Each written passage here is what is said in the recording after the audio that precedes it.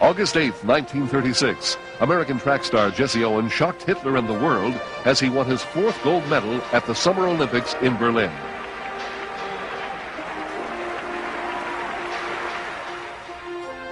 Berlin had become the focus of world attention in 1936, when the Summer Olympics were held in Hitler's Germany.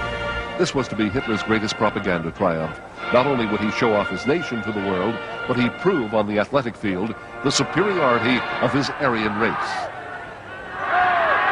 Like a modern Caesar, he stands on the balcony to receive the salutes of the athletes of 50 nations.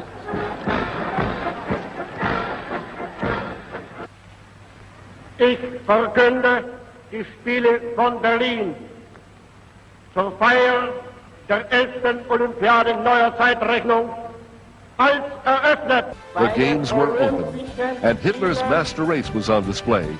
But his ideas of racial superiority were about to be repudiated by the performance of African-American athlete Jesse Owens.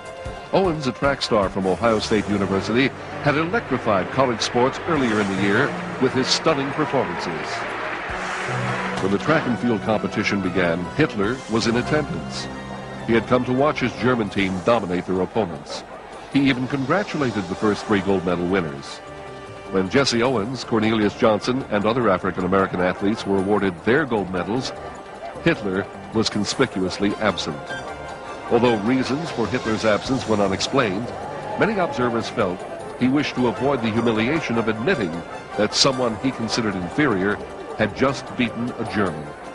Jesse Owens went on to win gold medals in the 100-meter dash, the 200-meter dash, the long jump, and in the 400-meter relay.